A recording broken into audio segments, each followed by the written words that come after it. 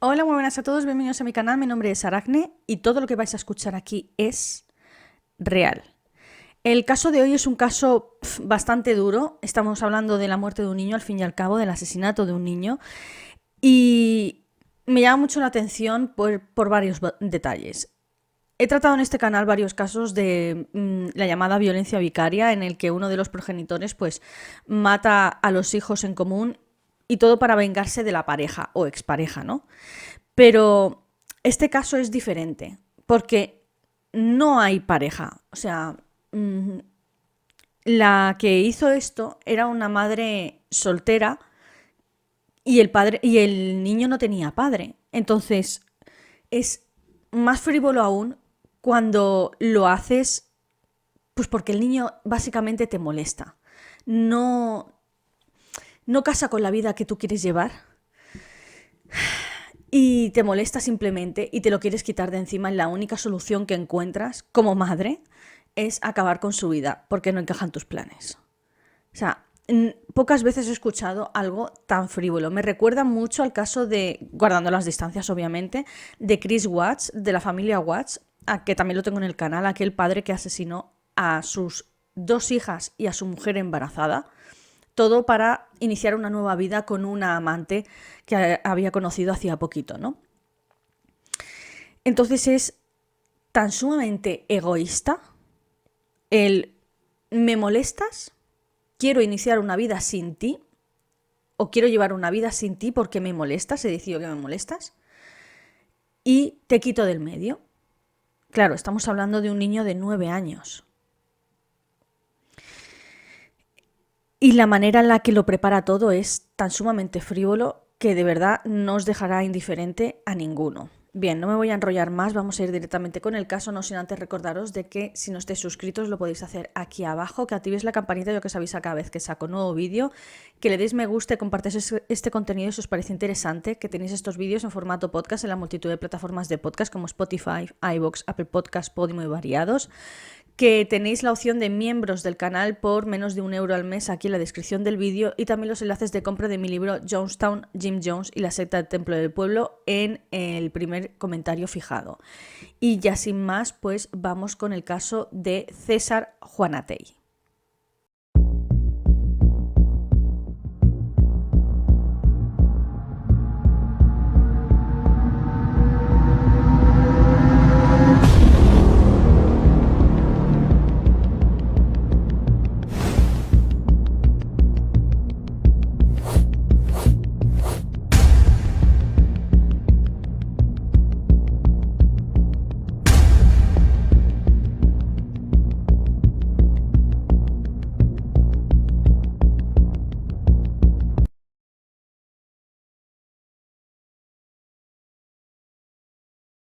Bien, el 24 de noviembre de 2010, los hermanos Torres, residentes en San Luis, cerca de Mahó, en la isla de Menorca, para quien sea de fuera, Menorca pertenece al archipiélago balear, estaban una mañana cualquiera paseando por su parcela, estaban decidiendo, bueno, estaban quitando leña y recolectando leña y también mirando algunas zonas en las que hacía un montón de tiempo que no pasaban y estaba absolutamente todo lleno de hierba, de ramas, de muy silvestre todo, habían crecido un montón de árboles y arbustos y estaban pensando pues en despejar esa zona.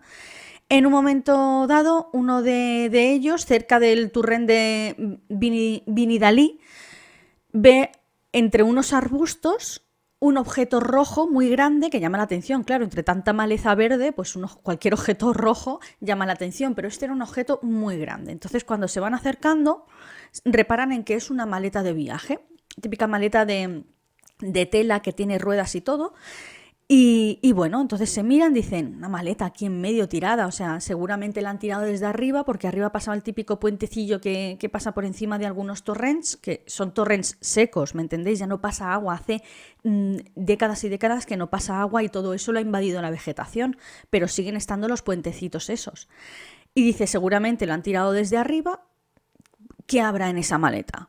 Pues se acercan y la abren y cuando su cerebro les llama la atención, pues dicen, hostia, estamos viendo un cráneo humano con mechones de pelo aún pegados al cráneo. Entonces, claro, con todo el susto que llevan encima, deciden hacer lo propio y es avisar a las autoridades y llamar a la Guardia Civil.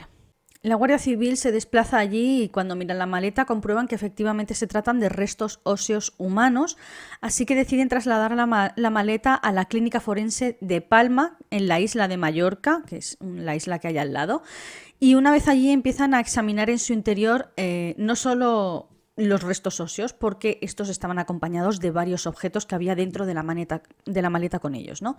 Los forenses determinaron que los restos óseos pertenecían a un varón de corta edad, un menor, calculaban que entre 10 y 13 años. Habían también numerosos objetos personales como un chándal de un niño, una chaqueta, unos cómics manga de Naruto. El último de ellos, por cierto, era el número 28. Esto será importante para determinar el tempo, ya os explicaré por qué. También había un escorpión y una tarántula en unas especies de placas de metacrilato, o sea, era modo de coleccionista, típicos que coleccionan insectos y los tienen ahí dentro de dos placas transparentes de metacrilato. Un estuche rectángulo de tela de color, con colores dentro y con algunos lápices, unos cromos de Pokémon y un reloj de pulsera naranja infantil. Lo primero que constatan es que no hay ninguna denuncia de desaparición de ningún menor desde hacía más de 5 años y sabían que esa maleta fue arrojada al menos desde 2007 para adelante. Porque, volviendo otra vez a lo del cómic de Naruto número 28, ese número 28 del cómic de Naruto se comercializó aquí en España en el año 2007 y el cómic era en español, así que era imposible que hubieran arrojado la maleta antes de esa fecha, ¿no? Sabían por el estado de los huesos que llevaba allí tirado al menos un año. Como mínimo estamos barajando una posibilidad de entre un mínimo de un año y un máximo de 3 años por la fecha, ¿no? Por la antigüedad de ese cómic de Naruto. Sin embargo, no había, como digo, ninguna desaparición de ningún niño menor desde hacía más de 5 años. Tampoco hallaron nada en el interior de la maleta para poder identificar esos restos óseos, ni siquiera la causa de la muerte, porque no había tampoco ningún traumatismo dentro de estos óseos. El cráneo presentaba ningún traumatismo, ni había huesos rotos, ni nada por el estilo, ¿no? Pusieron mucho énfasis en analizar en detalle cada uno de los objetos que acompañaban a los restos óseos y encontraron el estuche escolar que os he mencionado, típico estuche escolar de estos que llevan los críos al colegio, que tiene por un lado los colores y por otro los lápices, de tela. Y la cosa es que empezaron a mirarlo con mucho detalle. Empezaron a sacar cada lápiz de su sitio, que están sujetos con una goma, el sacapuntas, tal, y cuando llegan a la goma, que era la típica goma de nata de estas blancas, cuando quitan la goma, debajo de la goma, en el hueco donde estaba puesta la goma, encuentran una inscripción escrita con un bolígrafo azul. Y tras limpiarlo un poco y centrarse bien en esa inscripción, descubre que pone César J.F. Con ese nombre y esas siglas las introducen en el sistema por si hubiera alguna desaparición a nivel nacional de alguien llamado así, César J.F., y no descubren tampoco absolutamente nada, ninguna coincidencia, pero deciden buscar si algún nombre de César J.F. no había renovado el DNI desde hacía al menos, pues eso, entre 1 año y 3 años, ¿no? Y saltó una casualidad de un tal César Juanatey Fernández, JF, de Noia, que está en A Coruña, en Galicia, que no había renovado el DNI desde 2006. Así que ya tenían una pista por la que tirar. Con los datos de este nombre descubren que el colegio en el que estaba matriculado este niño, en Noia, era el colegio Felipe Castro, por cierto. Se había solicitado un traslado de expediente por parte del centro para el curso escolar de 2007 a 2008, pero que sin embargo nunca habían remitido un nuevo expediente de alta en otro colegio a nombre de ese niño allí en Menorca. Nunca se había dado. Con la identidad del niño acceden también a la identidad de su madre y descubren que llevaba los apellidos de ella, los 2 apellidos eran de ella. Esta madre se llama Mónica Juanatey Fernández y estaba residiendo en Menorca desde hacía 2 años. Ya tienen ahí una coincidencia muy importante. Sin embargo, como he dicho antes, nunca había matriculado a su hijo allí en Menorca ni la había llevado al médico en todos estos 2 años. Y lo más grave de todo, tampoco había denunciado su desaparición desde hacía 2 años. La cosa olía muy, muy mal. Pero, ¿quién es Mónica Juanatey? Vamos con ello. Mónica Juanatey Fernández era es hija de Víctor Juanatey y María José Fernández. Su padre y su hermano se dedicaban a la pesca en alta mar, como buenos gallegos, y residían en Noia, que es un pueblecito costero, en A Coruña. Cuando Juana tenía 17 años empezó a salir con un chaval, con un chico de su pueblo llamado Iván Túñez, y fue algo así como su primer amor. Y estuvieron juntos más o menos por un año, y tras eso pues rompieron, y es entonces cuando ella se da cuenta de que está embarazada.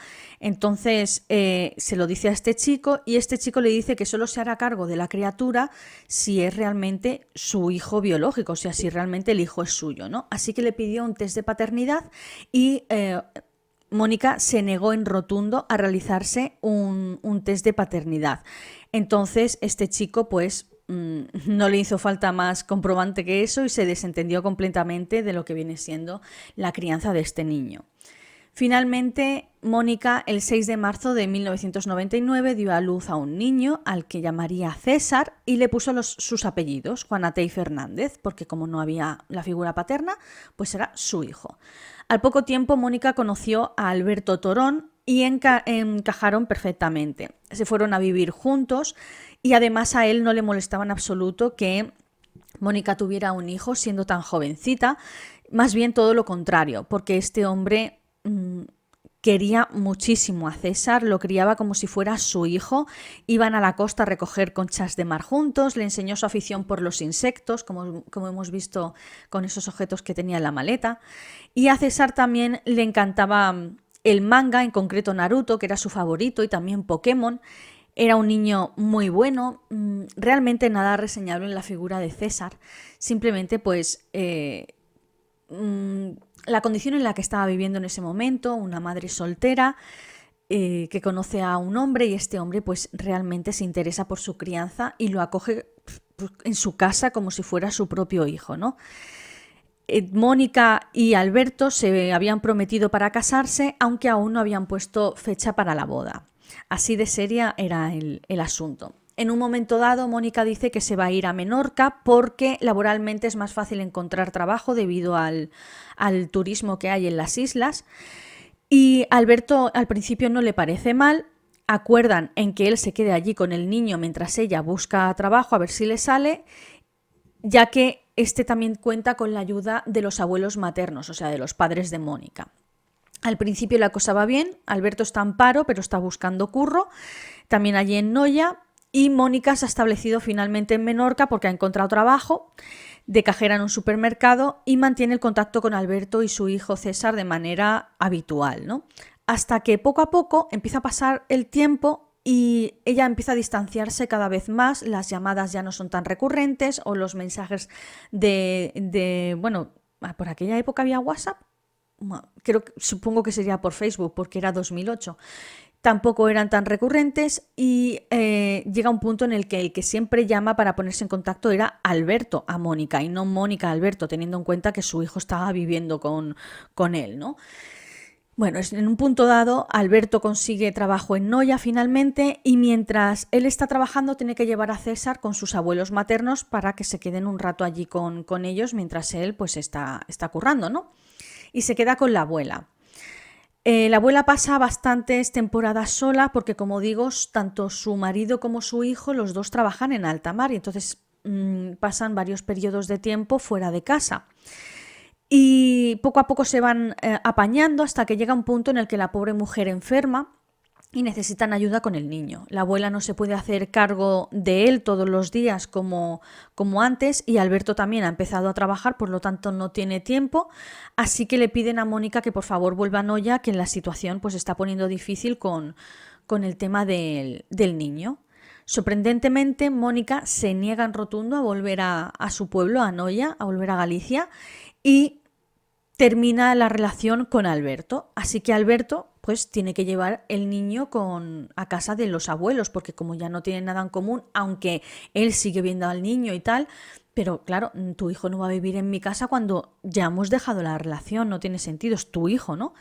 Y bueno, entonces lleva a César a casa de los abuelos a vivir.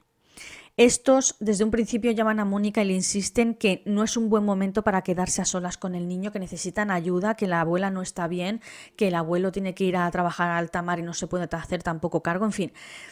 Que la cosa es que la necesitaban ahí allí presente, porque para empezar es la madre, y segundo que no pueden hacerse cargo del chiquillo, ¿no? Entonces ella llega a un punto en el que dice, bueno, vale, ya está, se acabó.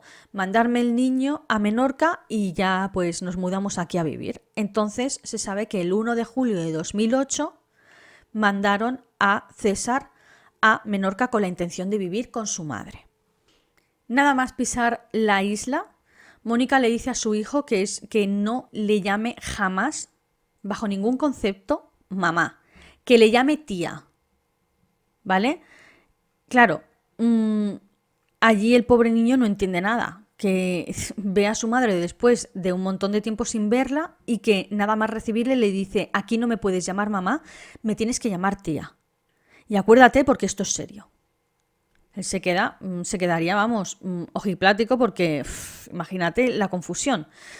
Bueno, Mónica conduce hasta la casa en la que está viviendo con su pareja. Resulta que en Menorca tenía una pareja, un chico llamado Víctor, que era un guardia jurado andaluz destinado allí en Menorca, y el cual no sabía absolutamente nada de la existencia de César, porque Mónica en ningún momento le había dicho que tenía un hijo de 9 años.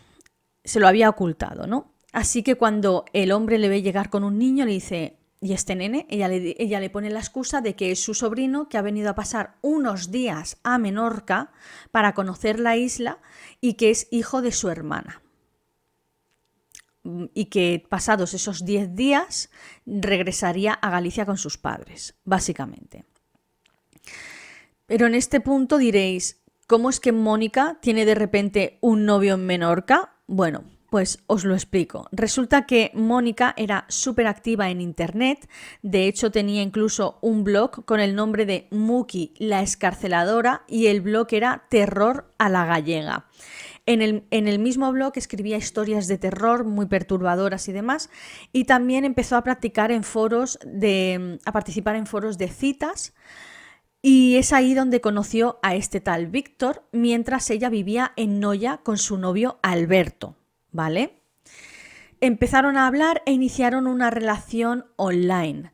En un momento dado, ella se fue a Menorca con la excusa de ver a ver si encontraba curro, pero la realidad era que iba a Menorca para conocerle a él, ¿vale? No para encontrar curro, sino para conocerle ahí. Así que pasó unos días, se liaron y tal, y ella volvió a Galicia y dijo, mira, que he encontrado trabajo, me voy a Galicia, recogió sus cosas y se fue a Menorca a iniciar otra relación formal con este chico Víctor allí en Menorca, al mismo tiempo que seguía con Alberto, porque en ningún momento le había dicho de romper la relación, era una de, tú quédate aquí con mi hijo, que yo me voy a Menorca a trabajar. Y en realidad lo que se iba era a mudar con este chico allá a Menorca para iniciar una relación juntos, mientras estaba con Alberto saliendo. Como digo, a este novio le ocultó en todo momento que ella era madre, así que cuando César acudió a Menorca le obligó a que le tratara de tía siempre delante de él, y en una ocasión el niño le llamó mamá por costumbre y ella le cruzó la cara de un guantazo.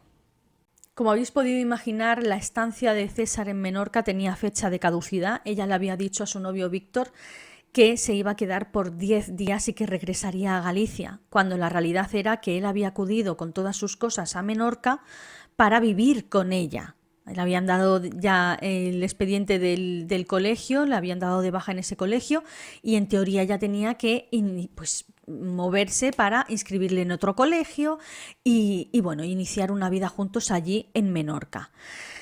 Así que los días fueron pasando, hicieron un montón de cosas juntos, fueron a la playa, visitaron la isla, tal, se hicieron muchas fotos, muchísimas fotos, y cuando llegó el 10.º día, el día en el que se supone que su supuesto sobrino tenía que regresar de vuelta con sus padres a Galicia, Mónica se despidió de Víctor, quien marchó para su trabajo, y ella y César fueron a desayunar a un bar y a comprar un par de cosas, y tras regresar a la casa, ella le preparó un baño en la bañera, y mientras él se estaba bañando, pues atacó a su hijo y lo ahogó en esa bañera. Así que una vez muerto, él introdujo el cuerpo de su hijo desnudo y sin vida dentro de la misma maleta de viaje que él había traído de Galicia y metió todas las cosas que cabían, claro, con el cuerpo ahí, suyas que había traído también.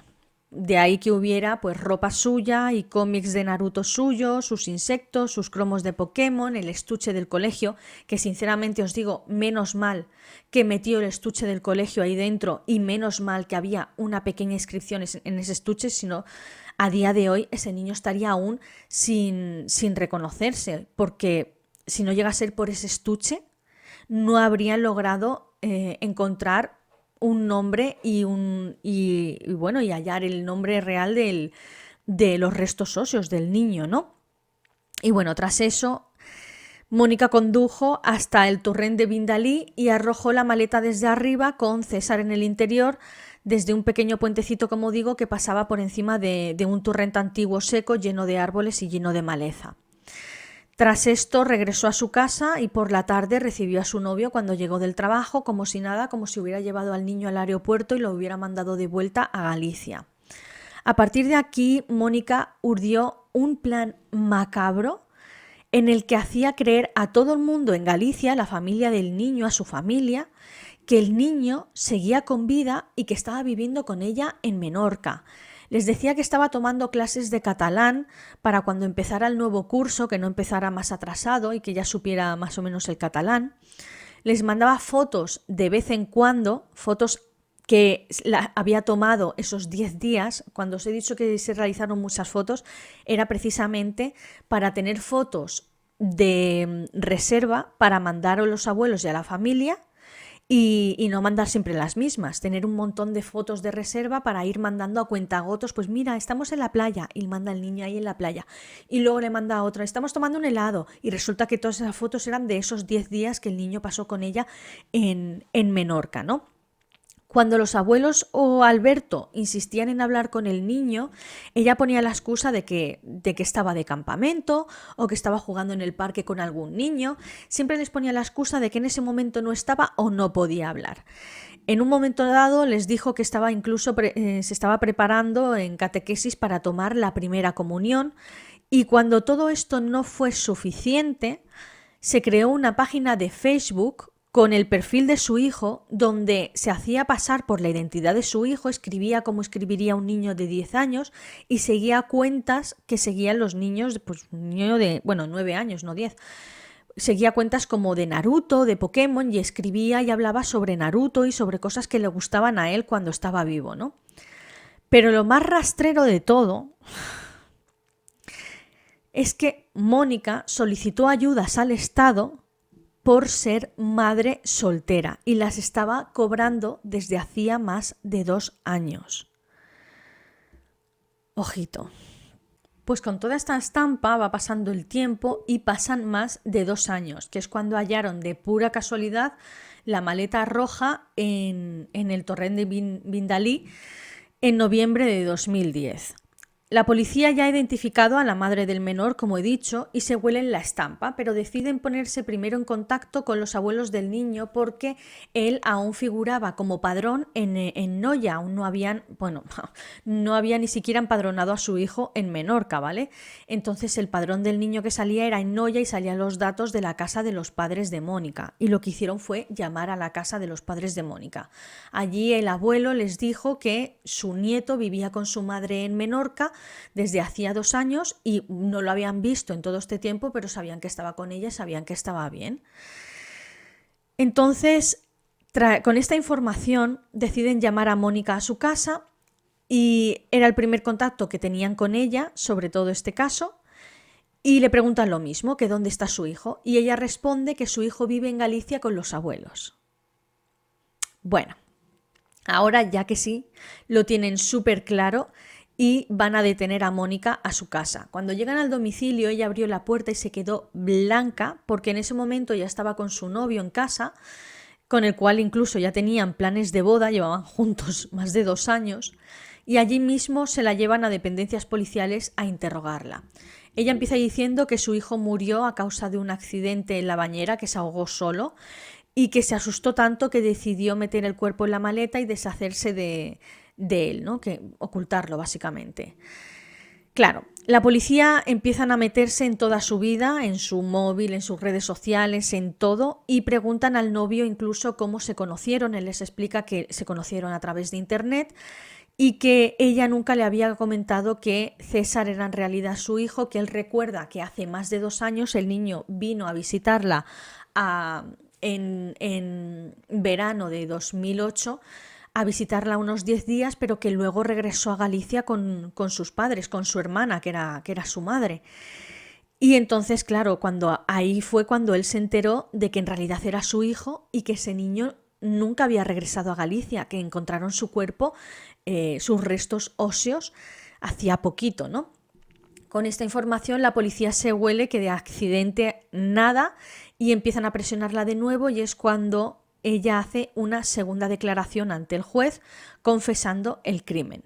Bueno, no exactamente confesando el crimen, dijo que no recordaba el momento del crimen, pero que con las pruebas tan apabullantes que le habían presentado, pues aceptaba los hechos porque no podría haber pasado otra cosa, pero que no recordaba el momento de ahogar a su hijo.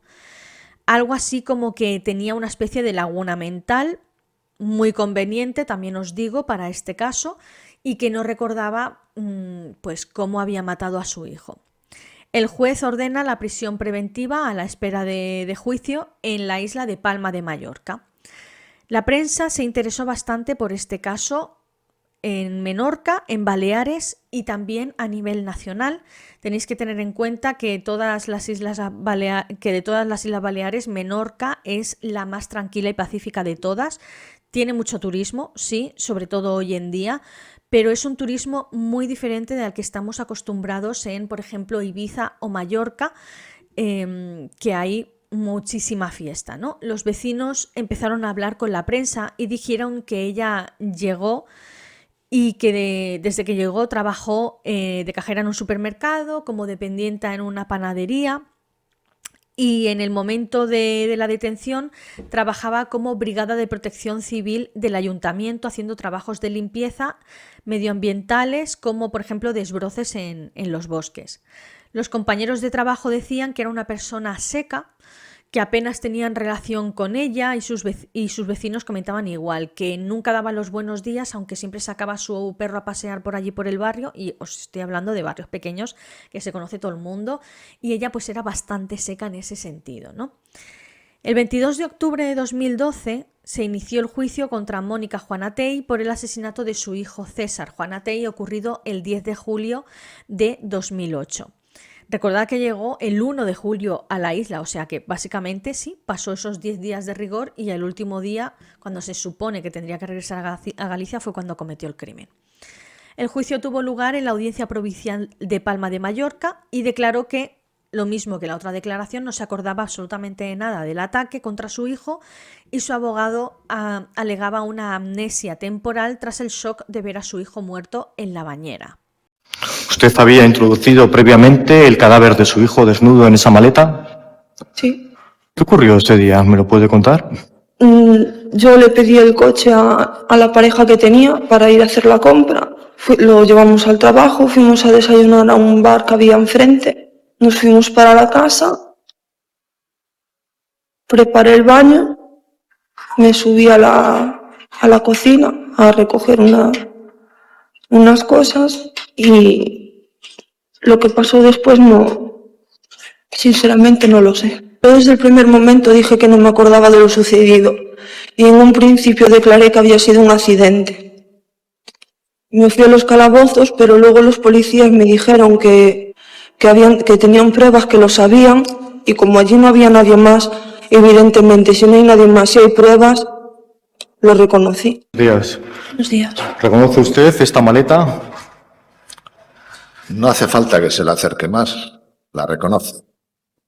¿La reconoce o no la reconoce? ¿Usted había introducido previamente el cadáver de su hijo desnudo en esa maleta? Sí. Miento mucho. O mentía. ¿Usted, digamos, se considera una persona tranquila o una persona nerviosa? No, soy una persona bastante tranquila. El 25 de octubre, el jurado popular condenó a 20 años de prisión contando con el agravante de parentesco por el asesinato de su hijo César. Mira, por mucho que me paro a pensar, no me llegan las cuentas, porque se supone que por un cargo de asesinato te caen ya directamente 20 años. O sea, encima sumas el agravante de parentesco, son 25 años o 23 años dependiendo. No me salen las cuentas. Entonces, no sé si es que donde lo he buscado han dicho asesinato, pero en realidad era un homicidio doloso, que son 15 años, más los 5 años de rigor de agravante de parentesco son 20 años, porque si no, no me salen las cuentas. Pero bueno, básicamente 20 años de prisión. Fue ingresada en la prisión de Palma y estando en la cárcel se ha dedicado a escribir relatos de terror tal y como hacía en su viejo blog de internet. Ha ganado 2 concursos literarios y el relato ganador de uno de ellos se llamaba El hermano gemelo que era el diablo. Era un cuento que relata la historia de un niño satánico que mata a varios miembros de su familia con sus poderes demoníacos. Pero esto no es lo más fuerte, agarraos porque os vais a marear. Al muy poco tiempo de ingresar en prisión, cuando estaba en prisión preventiva, o sea, ni siquiera después del juicio, recién detenida básicamente, se casó con otro hombre que no era su novio, que no era Víctor, que no era este hombre de guardajurado viviendo en Menorca, no. A este nuevo chico también lo conoció a través de internet antes de ser detenida y se sabe que este chico es de Cataluña, concretamente de Barcelona, y que tenía planes de mudarse de Mahón a Barcelona para irse con este nuevo noviete, tal y como había hecho como cuando estaba con Alberto en Noia, en Galicia. O sea, básicamente esta chica nunca cortaba con sus parejas e iniciaba otra relación estando en pareja, se mudaba a ese sitio con esa nueva pareja, dejando a su pareja atrás, pero seguía estando con esa pareja, que es una de... no te entiendo, chica. O sea, no es que empiece una relación y corto la otra. No, es que ella no cortaba la relación, esperaba a que sus novios la cortaran. De hecho, con Víctor de Menorca había planes de boda. Sin embargo, tenía planeado mudarse a Barcelona con este chico. Pues bueno, este chico se enteró de su doble vida y de todo este drama cuando ella llevaba varios días sin saber de ella. Y saltó la noticia a nivel nacional que había aparecido los restos óseos de un niño y que habían detenido a una mujer en Menorca y salían las siglas en los periódicos, las siglas de ella, MJF, que estaba detenida por presuntamente haber asesinado a su hijo, ¿no? Y bueno, pues este chico vio las iniciales y decidió llamar por teléfono a la casa de Mahón y el teléfono lo cogió su prometido Víctor y fue en plan... hola, ¿está Mónica? Pues no, ¿quién la llama? Soy su novio desde Barcelona. ¿Cómo? ¿Su novio? O sea, así se enteraron los dos de que ella estaba manteniendo una doble relación con ellos. Básicamente que estaba jugando a 2 bandas. Aún así, su novio de Barcelona decidió mantenerse a su lado y casarse con ella, estando ella en prisión preventiva a la espera de juicio en 2011. O sea, yo a este punto... hay gente masoquista en el mundo, pero de verdad, date cuenta, chicos. Si estás viendo este vídeo, date cuenta, sinceramente. Por lo menos no tengáis hijos, por lo que pueda pasar. Pues bueno, finalmente los abuelos de César lograron repatriar lo que son los restos del pequeño allí a Noia, en A Coruña, y lo enterraron allí. Y curiosamente pusieron el apellido de Alberto, el exnovio de Mónica de allí de Noia de Galicia, que es Torón, antes que el de Juanatey, así que César está enterrado como César Torón Juanatey.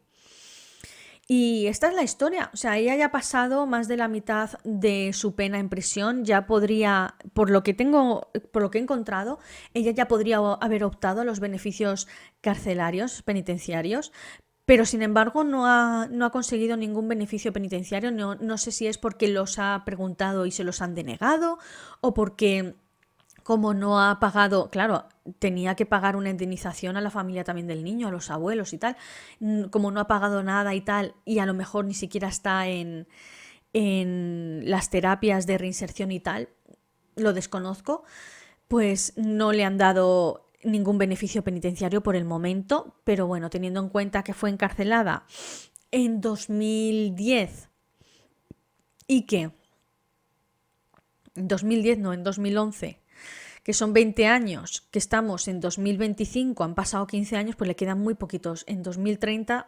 2029-2030 está ya en la calle si no logra acceder a esos beneficios penitenciarios antes. Y con marido, recordad, que está con este chico de Barcelona. En fin, pues así este es el caso de César Juanatey, un caso muy triste y lo que viene a continuación es mi opinión. Está claro que esta mujer era la típica mitómana, llevaba una doble vida completamente y básicamente le molestaba a su hijo y yo creo que incluso se avergonzaba de su vida en Noia, ¿no? Como que no quería saber absolutamente nada de su familia de allí de Galicia, o sea, le sudaba el papo totalmente no volver a ver a su familia, porque claro, si regresaba a Noia tenía que regresar con el niño, no podía decir, no, es que se ha quedado allí en Menorca, ¿qué excusa va a poner? Entonces sabía que nunca más iba a volver a ver a su familia allí en Galicia. Completamente una psicópata, literalmente. No tenía ningún apego con nadie, con nadie. No tenía apego con sus padres, con sus hermanos. No tenía apego con su hijo, lógicamente, porque lo mató, porque le estorbaba, o sea, le molestaba a su hijo. ¿Hay algo más frívolo que eso, que te moleste tu propio hijo? Que no quieras rendir cuentas, que nunca has querido rendir cuentas con él. Porque cuando estabas con Alberto, con tu novio de Noia, él se ocupaba súper bien del niño, ejercía de padre, y tú eras como, es que esta vida no es lo que... Me voy a ir a Menorca porque he conocido a un tío por internet. ¿Por internet? Me voy a Menorca, inicio una relación sin cortar la mía de antes. ¿Por qué? Porque me conviene que él se quede con mi hijo y que lo críe él. Que es una de chica, eres su madre. Si algunas tienen unos pájaros en la cabeza, que yo no sé, que son imbéciles, lo digo en serio. Lo digo en serio, son imbéciles. Es una de, ¿tú te piensas que te vas a poder ir a vivir a la otra punta de España y no rendir cuentas nunca jamás con tu hijo de 9 años? ¿Eres tonta? La frivolidad de planear el crimen de tu propio hijo y tirarlo en mitad del bosque, que menos mal que encontraron esa maleta y menos mal que dio la casualidad de que tiró el estuche con él y la policía encontró ese nombre escrito en el estuche. Porque si no, a día de hoy, a lo mejor habrían encontrado los restos óseos, pero nunca los habrían podido identificar y ella estaría viviendo pues en Menorca, en Barcelona, donde le saliera del papo, seguramente conociendo a otro hombre por internet, porque ese es su modus operandi. Es una mitómana, claramente, típica mitómana. De hecho, en el juicio ella misma dijo, miento mucho, no sé por qué lo hago, pero miento mucho. Y es que encaja perfectamente con un perfil psicopático. Mitómana, narcisista y psicópata, capaz de mentirle a todo el mundo, de romper lazos con todo el mundo, sabiendo que no los vas a poder volver a ver y te la suda, y sobre todo matando a tu hijo, metiéndolo en una maleta, tirarlo desde un torrent y desentenderte de él como si nada hubiera pasado después. recibir esa misma tarde a tu novio en casa y vemos una peli, venga va, y acabas de matar a tu hijo y lo has arrojado en una maleta, como si nunca hubiera existido. Toda su vida estaba dentro de esa maleta, todo lo que él era. Sus cómics de Naruto, sus cromos de Pokémon, sus insectos de colección. Toda la identidad de ese niño estaba en esa maleta. Y ella la tiró como si fuera nada, como si fuera basura, como si nunca hubiera existido, porque le molestaba. Qué puto asco, tío. Qué puto asco. Me da mucho asco esta tía. Mucho, mucho asco. Me recuerda al caso de Casey Anthony. Es que cuadran muchísimo. O sea, es mi primer caso en este canal. Y me recuerda tanto a ese caso. Me molesta a mi hija, la mato y como si nada hubiera pasado. Me desentiendo de ella. Como si no hubiera nacido nunca. Claro, los abuelos también preguntando por la niña. ¿Dónde está la niña? ¿Dónde está la niña? Y ella dando largas. Está con la niñera. Está no sé dónde. También os digo, cuando lo tengo que decir, lo tengo que decir. O sea, los abuelos y el exnovio de ella, porque Alberto quería al niño como un padre, yo no sé cómo aguantaron 2 años sin ver al niño, te lo digo de verdad. Os lo digo de verdad, yo no soy madre, tengo 2 sobrinas, una ya es mayor, tiene más de 20 años, la otra precisamente tiene 9 años. Y yo no me imagino sin estar recibiendo noticias de ella, llamándola, escuchando su voz tal, o viéndola durante más de 2 años. Es que no puedo aguantar. Y en una situación así, yo hubiera ido a Menorca. Me hubiera presentado en Menorca para verla. Yo no hubiera aguantado 2 años después de criar a esa persona, porque los abuelos criaron al niño. Y Alberto también, desde que era muy pequeñito. Era como su hijo. Yo no hubiera aguantado 2 años sin verlo ni de coña. O sin hablar con él, porque no hablaron con él. No escucharon su voz. Solo veían una foto de vez en cuando y ella diciendo que ha hecho que va a hacer la comunión, que está dando clase de ya está.